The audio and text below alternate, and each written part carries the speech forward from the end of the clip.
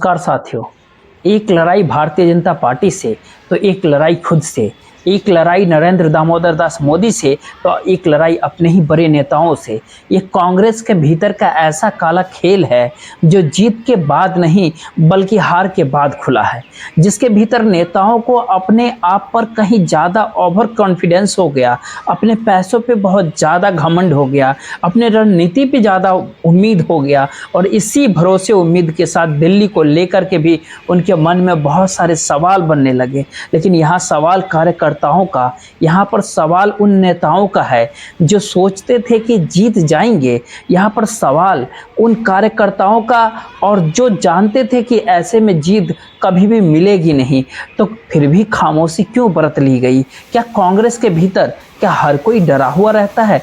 और यह नारा बहुत छोटा है कि डरो मत या फिर डरो मत का नारा अब काम दे रहा है जब हिंदी क्षेत्रों में कांग्रेस का सुपड़ा साफ हो गया। प्रांत दर प्रांत या राज्य दर राज्य कहिए, नेताओं की मनोस्थिति चुनाव के समय क्या थी? किनके पत्ते काटे जा रहे थे, किनके टिकट काट करके किन्हें दिया जा रहा था? कौन लोग थे जिनके टिकट कटना था लेकिन नहीं कटा? ऐसे कौन से सर्वे किए जा रहे थे जिस सर्वे हुए ही नहीं? जिन नेताओं के टिकट काट लिए गए उन्हें दिल्ली का भय क्यों दिखाया गया? दिल्ली तो अपने आप में चुप थी, खामोश थी। इसके बावजूद भी कांग्रेस के भीतर कौन कौन से बड़े हरकतें हो रहे थे? राजनीतिक तौर पर यह मानकर समझकर चल रहे थे कि हम अपनी बदौलत जीत जाएंगे, अगर नहीं जीतेंगे तो फिर कांग्रेस के भीतर ही कोई दूसरे नेता के हाथ में गद्दी आने ही नहीं देंगे। इस पूरे बिसात में लड़ाई भारतीय जनता पार्टी से कहाँ हो रही थी? इस पूरी राजनीति में सामने चेहरा नरेंद्र दामोदर दास मोदी का कहाँ था? अपने ही बीच के तिक्रमों के साथ चलती हुई कांग्रेस को हार मिल गई है और अब उसकी पूरी सर्जरी की जरूरत है। तो फिर राहुल गांधी ने भी कहीं अपनी सर्जरी शुरुआत कर दी और ऐसी शुरुआत की है जो आने वाले समय में कांग्रेस की तस्वीर को बदल ही सकती है। सवाल यहाँ पर सिर्फ ये है कि क्या इस समय में जो डरो मत का नारा था और उस डरो मत को जानते समझते बूझते हुए अब जो नेता दिल्ली पहुंच करके अपनी जानकारी को सामने रख रहे हैं, वह कांग्रेस के भीतर भी हड़कंप मचाने वाली परिस्थिति है। क्योंकि इस तरीके से बिसात तो बिछती ही नहीं है कभी, इस तरीके से तो टिकट कभी काटे नहीं जाते, इस तरीके से कोई जानकारी दिल्ली को पहले दी नहीं जाती थी। इस समय ऐसा क्या हुआ? कोई जानबूझ करके हार रहा था, कोई जानबूझ करके हारने की बिसात बिछा रहा था, कोई जीत जाएगा यह सोच करके कुछ करने पर आमदा हो गए थे? क्या स्थितियां थी? तो जरा इन सारे परिस्थितियों को समझने की जरूरत आ गई। इस पूरे फहरिस्त को समझा जाए उससे पहले कुछ बातें कि क्या 2024 के लोकसभा चुनाव को लेकर क्या कौन सी बिसात कांग्रेस के राहुल गांधी बिछाना चाहते हैं या फिर दिल्ली में बैठी हुई कांग्रेस बिछाना चाहती है? उसके जरिए 2024 के लोकसभा चुनाव में अब उसका ध्येय क्या है, उसका उम्मीद क्या है? इस महीने दिसंबर के महीने में सब कुछ तय करना है, क्योंकि 2 दिनों के बाद इंडिया गठबंधन की बैठक है और मान करके सब चल रहे हैं कि सीट बंटवारा किया जाएगा। आने वाले समय में कौन किसके साथ किस मंच पे खड़ा होगा और भाषण देगा यह भी साफ करना है। उसके बाद 21 तारीख को CWC की बैठक होगी। CWC की बैठक में उस विचार के ऊपर मोहर लगानी है जो आने वाले समय में कांग्रेस पुरानी पारंपरिक परिस्थितियों के रास्ते आगे चले या फिर नई सोच, नई लीडरशिप, कार्यकर्ताओं की पार्टी और इसके जरिए भारत देश के अलग अलग राज्यों के भीतर अलग अलग तरीके से लोकसभा के चुनाव में कैसे कूदा जाए, इस दिशा में मनोस्थिति हर किसी की साफ कर दी जाए। मोहर इसके ऊपर लगनी चाहिए। राहुल गांधी इसकी अगुवाई कर रहे हैं, जो आगे करते रहे। फिर अगली बात है कि क्या ये बहुत बड़ा अपने आप में निर्णय है, क्योंकि 28 तारीख को स्थापना दिवस है जिसको लेकर के ऐलान कर दिया गया कि नागपुर में एक सभा की जाएगी। यह भी ऐलान कर दिया गया कि अब क्राउड फंडिंग की जरूरत पड़ी।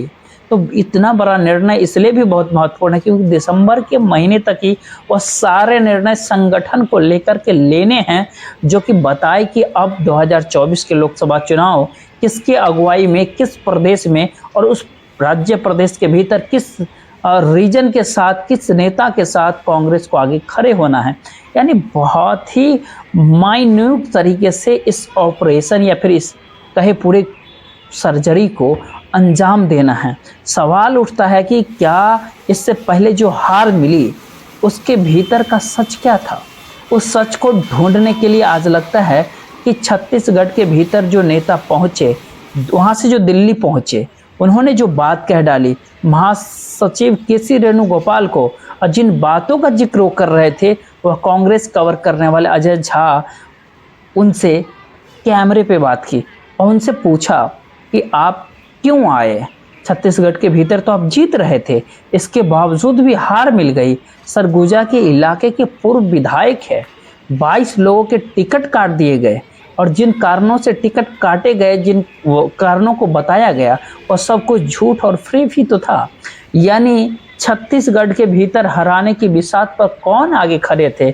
इन पूर्व विधायकों ने जो दिल्ली आकर के कांग्रेस के बड़े नेताओं को कहा, पहले जरा उनकी बात सुने कि अजय झा सवाल क्या कर रहे हैं, और सामने बैठे हुए सरगुजा के बृहस्पति सिंह और उनके साथ आए हुए विधायक बैठे हुए हैं उसी रूम के भीतर जहां ये सारी संवाद किए जा रहे थे। क्या कहा गया? तो इतना बड़ा हिम्मत का काम, क्या यह सवाल अजय झा साहब का था? आखिर इतनी बड़ी हिम्मत उन्हें कहाँ से आई कि दिल्ली में आकर के इतना काला कच्चा चिट्ठा वो खोल दे? उन्होंने एक बात कहा, जो आए थे टिकट कटने के बाद, छत्तीसगढ़ के भीतर मिली हार के बाद, जो दोष दे रहे थे मुख्यमंत्री को, उप मुख्यमंत्री को, वहाँ के प्रभारियों को भी, सब कोई तो मस्ती में चोर थे कि चुनाव जीत ही जाएंगे। लेकिन राहुल गांधी का कहना था डरो मत, तो फिर डरे क्यों? इन बातों का जिक्र छत्तीसगढ़ के पूर्व विधायक टिकट कटने के बाद और चुनावी हार के बाद दिल्ली पहुंच करके कह रहे थे। और इसी समय उन्होंने एक बात की जानकारी दी कि दरअसल जो सर्वे नहीं हुआ, और जब सर्वे के लिए जिन्हें पेमेंट किया गया, वह पेमेंट मैट्रिक्स इंटेलिजेंस को किया गया।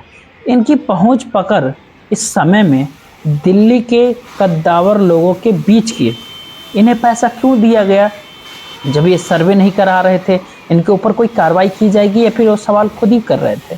फिर सवाल का जवाब दिल्ली से अब तक निकलना नहीं, लेकिन जिस रास्ते राहुल गांधी आगे बढ़ गए हैं उसमें 2-3 संदेश बहुत क्लियर हैं। उन राज्यों के भीतर जहां पर कांग्रेस बहुत कमजोर है, जहां पर कांग्रेस विधानसभा का चुनाव तक हार गई, अब वहां पर नया राजनीतिक प्रयोग सिर्फ एक ही किया जा सकता है कि कद्दावर नेताओं को अलग कर दीजिए। उन नेताओं को आप हटा दीजिए जो ईडी और सीबीआई से घबराते रहते हैं। उन नेताओं को साइड कर दीजिए जो एक समय सत्ता को भोग चुके हैं, और सत्ता भोगने के समय उनके ऊपर करप्शन के काफ़ी चार्जेस रहे हैं, और करप्शन के चार्जेस अगर रहे तो सीबीआई ईडी का कांधे ऊपर बोझ लिए हुए इस समय में कांग्रेस को कोई जिता नहीं सकता। इसकी पहल अगर आपको छत्तीसगढ़ के भीतर और मध्य प्रदेश के भीतर से अगर नज़र आने लगा, तो उसकी वजह एक ही है कि किसी भी हालत में नई टीम को सामने लाया जाए, जो कि राजस्थान की दिशा में भी अब आगे बढ़ गई है। सवाल यहाँ तक ही नहीं है, सवाल उसके आगे और कि क्या इस समय कौन सा स्वाभिमान, कौन सा अहंकार और कौन सी भरोसा था जिसके भीतर कमलनाथ बिल्कुल भी नहीं चाहते थे कि जो सर्वे और जो पूरी टीम अपने तौर पर सुनील कानूगोड़ की बिछा रही थी, जिसने तेलंगाना के भीतर अपने बिसात के ऊपर कांग्रेस को जीत दिलवाई, उनका दफ्तर 24 घंटे के भीतर ही ले लिया गया। पेमेंट तक नहीं किया गया, क्योंकि अपने भरोसे कमलनाथ थे वहाँ, कमलनाथ का पैसा था, कमलनाथ की पूरी राजनीति थी, उनके अपने लोग थे। उनके अपने लोग का मतलब साफ है कि जिन्हें वो पैरोल पे रखे हुए थे। तो फिर सवाल यहाँ पे मध्य प्रदेश के भीतर से एक ये भी आता है, क्या पैरोल पे रख करके चुनावी जीत हासिल की जा सकती थी? वो चाहे कितनी बड़ी भीड़ क्यों न नजर आ जाए। यही परिस्थिति राजस्थान के साथ इस चुनावी हार के भीतर जुड़ गई। जितनी बड़ी तादाद में गहलोत के पैरोल पे जयपुर से दिल्ली तक बैठे हुए लोग थे, जो लगातार गुणगान किए जा रहे थे कि ऐसा होगा और जीत जाएंगे, उन परिस्थितियों के भीतर भी उन्हें हार क्यों मिल गई? सुनील कांगो का जिक्र इसलिए भी क्योंकि उनकी बिसात के ऊपर जीत मिल गई तेलंगाना के भीतर, उनको ना बैठने दिया मध्य प्रदेश के भीतर, उनको जगह नहीं मिली राजस्थान के भीतर, और दूर से ही एक आईना दिखा दिया गया छत्तीसगढ़ के भीतर से। जिनका जिनका सहारा लिया गया, जिन एजेंसियों के जरिए सहारा लिया गया, उन एजेंसियों के ऊपर कोई टीका क्यों है? जरा इस बात की सोचिए कि छत्तीसगढ़ के भीतर मुख्यमंत्री के करीबी पत्रकार रहे, जो सलाहकार भी, उन्होंने एक सवाल उठाया कि एजेंसी और पैसे के भरोसे चुनाव नहीं जीता जा सकता है, कार्यकर्ताओं के साथ आगे चलना पड़ेगा। लेकिन कार्यकर्ता नहीं, अगर एजेंसी दिल्ली की अगर वह दिल्ली में ताकतवर कोठरी की है तो फिर कौन उन्हें गिरा सकता है। तो उसके ऊपर खामोशी बरत ली गई। तो सवाल यहीं से कि क्या इस दौर में, इस समय में कांग्रेस के भीतर दिल्ली का नाम ले ले करके कुछ लोग इतने ज़्यादा प्रभावी हो गए, और दिल्ली का मतलब साफ होता है, क्या वह 24 अकबर रोड है या फिर गांधी का परिवार है, यह भी सोचना होगा। और इसको सोचते समय एक बात और मन में रखिए कि अगर चुनाव के समय में अगर कोई अपने भीतर ही एक दूसरे को सहमत देने का अगर खेल खेला जा रहा है तो फिर जीतेगा कौन और जीतता कैसे। इसीलिए 2024 के लोकसभा चुनाव को लेकर के अब बातें शुरू हो गई है। कुछ बातें और जो ईडी और सीबीआई, कमलनाथ के बहन नीता, वहाँ उनका भतीजा रतुल पुरी, दोनों के ऊपर ईडी का शिकंजा है। बघेल के ऊपर सबसे करीबियों पर शिकंजा, चाहे नौकरशाह हो या फिर सलाहकार पत्रकार अपने तौर पर वहाँ काम कर रहे हो, सभी के ऊपर करप्शन के चार्जेस लगे हैं। लेकिन एक दूसरा सच्चाई ये भी है कि चुनाव के समय क्या वाकई पैसा बहुत ज़्यादा बटोरा गया, टिकटॉक के नाम पे बटोर लिया गया, यह भी सवाल उठता है। गहलोत के बेटे भी ईडी के रडार पे आ गए थे।